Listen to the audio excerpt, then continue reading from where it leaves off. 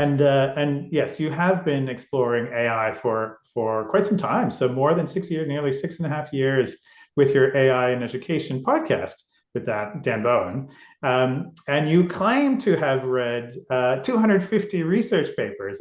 I'm curious whether or not AI did the reading for you, but yeah, why did you do that? Let's give us some context. And what have you learned from 250 research papers? Yeah, okay. I'll fess up about the research papers a bit later. So first of all, the context for the podcast. So 6.5 years ago, I was at Microsoft. One of my colleagues, Dan Bowen, was at Microsoft, and we got into this conversation where he said, "Hey, we should talk about something with a microphone." I mean, typical middle-aged bloke thing. But would you believe it? We picked the most boring topic in the world to talk about AI in education, or at least 6.5 years ago, it really was, because it was super geeky. It was all about how AI algorithms were able to do things like predict student dropout, Mm, or it was that kind of stuff. And none of us knew that halfway through the lifetime of it, up to now, this thing would appear where AI suddenly escaped from being the geeky thing that people knew, but nobody knew how to do. Like right. you'd sit in a meeting with people and you'd say, surely we could build personalized learning plans. In fact, I went back to the OECD report from 2021, and they were talking about adaptive learning systems and student retention systems and using blockchain for credentials.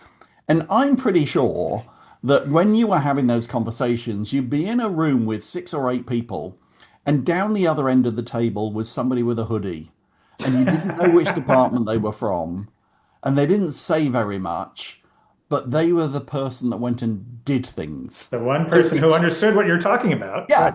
yeah, Yes. yeah, they were the geeks or the nerds, whichever is the polite way to call them, and they went off and did things. And that was the world of AI Mm. as it was 6.5 years ago. And even if I think back to my first AI course, which was maybe 10, 12 years ago, and I was learning about statistics and linear regression, all that kind of stuff.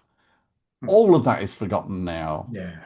because we're now in this age of human AI where the skills you need to interact with it are the same as you need to be able to interact with humans. I mean, I haven't done my check to check that you're a real Dan rather than a digital Dan, but we're kind of getting into that stage now where everyone can get their head around it. I think we're still in a stage where there is a lot of misinformation because of a misunderstanding about things. So everybody has got a different perspective Yeah. about what AI is. Let's go back 2000 years. The story from India of the blind man and the elephant. And if you take the blind man to the front of the elephant, he says it's a tree trunk. And if you take him to the middle of the elephant, he says it's a wall. And if you take him to the back of the elephant and you're lucky, he says it's a rope. That's AI for me. Everybody has a different perspective on what it is. It's that answer machine, it's the equivalent of Google search, it's my lifelong companion, it's my romantic partner, it's my thing that summarizes research papers for me. It's like it's got all of these different use cases, and people have different perspectives. So we're just like any community I work with, any organization, there are lots of blind people Mm. touching one part of AI, not aware that there's lots of other stuff to it. Fascinating. Yes. Well, And and I think if you can extend that analogy and think about how quickly that elephant is changing, right? yeah, So suddenly, is it a camel in the middle, and you feel that hump on the top? So well, so yeah, yeah, let's talk about that in the context of the research papers. So yeah, you're right. I've read 250 research papers. So what I'm trying to do is keep abreast of the research coming out about the impact of AI in education. What's good practice? What's bad practice?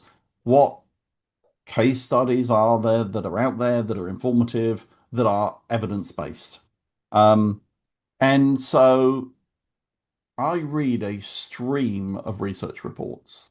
Now, my reading of research reports is not the way that you're taught to read research reports academically. Because I once read a guide about how you're supposed to read research reports. So you read them once, and then you go back and read them again with a new understanding, and then you go back with questions and read them again. So it's basically 4 hours to read a research report. Right. So Right. I think the maths tells you I've not read 250 research reports. Mm. Okay. But what I've done is I've trained AI to read research reports for me the proper way, but then it does two things. One is pulls out the key information, but then the second is makes it relatable to human beings Perfect. because Yep. I'm not an academic language person. And so I find that research papers tend to hide the interesting stuff. They Mm. hide the interesting stuff on page 14 rather than in the abstract. Yeah. And Yep. they also hide it behind language, complex academic language. And when we talk about this stuff on the podcast, I'm talking to a teacher in a classroom who's got 20 minutes to listen to a podcast on the way to work. So it's got to be pretty clear. And so I use AI to help me in that translation process. But I read way more papers than I probably want to because I'll look at that information I get from my analysis and then go, yeah, there's something off there, or that doesn't seem Mm. quite right. And then I dig into Okay, which the makes sense. papers. Right. Yeah. Vanity by Um, exception. Yeah. Yeah. but often I'm reading the research paper before it's been published in a journal. And the reason for that is this technology is moving so fast and research publication processes are so slow that it's out of date by the time it's been published. And Yes. so if I can see the preprint, Mm. then we can use that straight away. Whereas I'm still seeing research papers published that tell me that AI can't do something based on AI 18 months ago. And that's like talking about a toddler not being able to walk because this stuff is changing so fast.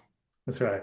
When we were actually thinking about having this interview in December last year, and like, wait, December to January, that's too late, right? So things will have shifted. So let's talk about that and that analogy of riding that ski lift and technology's heading this way, but the educational institution body is heading maybe that same way, but at a much slower pace. So and I'm sure this your answer 18 months ago to this question would have been very different in terms of how institutions are handling and leveraging AI. On your podcast last year, you interviewed and referenced the great example of University of New England and what they've been doing with AI. Are they the future and everyone will follow that model, or are they the exception? And so, yeah, and for those that aren't following that model, what's holding them back? Yeah. So I think we're seeing two things happening. Again, two speed things. One is we are seeing big, important education institutions making a decision that they have to put AI into the hands of their staff and students. Let's go to the kind of number one, number two in the world, Oxford University. Oxford said, we are going to put ChatGPT education into the hands of all of our staff and students. I'm not sure if they know how they're going to use it yet, but they know that it's important to do that in order that they start to make change. But then they also, a few weeks ago, said, we're going to put Harvey into the hands of all of our law students. And so that's really interesting because then it starts to say, how is it affecting different professions? Mm, There is an expectation from employers that our students will have the skills they need for the workplace. And let me be frank, for a lot of employers, AI skills are something that are needed for the workplace. In fact, yeah. I know of employers that if your answer to how to use AI is I don't, you won't get a job there. And so if you're a lawyer,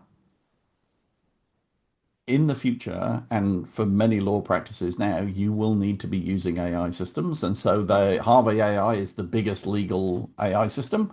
And so they're using that in the law school. They're doing it in some Australian universities as well. That is driving the connection between academics and learning Yeah. and the workplace, which we know it's always been there. it's been stronger in vocational education than it has been in higher education. But I think that tension from the two-speed change is going to cause, oh gosh, let's take the analogy further. The elastic is going to get pulled so tight that it's going to spring back really fast. Right, right. Well, and it's a yeah, it's a inevitable disconnect if you suddenly have been taught this tool is cheating, right? You're not allowed to use this tool to, this is a fundamental tool to using your job, right? This is part of your job. You can't do your job without it. So yeah. So there's an incredible dichotomy for education. Is the purpose of learning, well, learning is supposed to be difficult, and there are supposed to be, it's like going to the gym. You go to the gym in order to lift weights, not to watch somebody else lift weights. And learning is a bit like that. You've got to go through the hard work of working out how to structure an essay and how to get your ideas expressed well. But then when you go out to the workplace to do exactly the same task, you probably use AI to help you draft the report and all those things. So, you've got to differentiate between how does AI come into the picture in order that people have the right skills for employment, but without killing their ability to go through the hard work of learning. And I think there's a little bit of technology thing. Like I would say, if you're under the age of 16, AI should never give you the answer. It should always be Socratic with you. Yeah. But then I think the other part of it is, how do we motivate learners to realize that they have to go through this difficult process rather than, Taking the shortcut. switching off the cognition and letting AI do the work. And maybe, I don't know, we're in Australia. Maybe a 15-year-old rugby player would understand the gym analogy Right. probably more than they would understand the AI analogy. Don't go to the gym and have your personal trainer do the lifting for you. Right. Yes, yes, great context.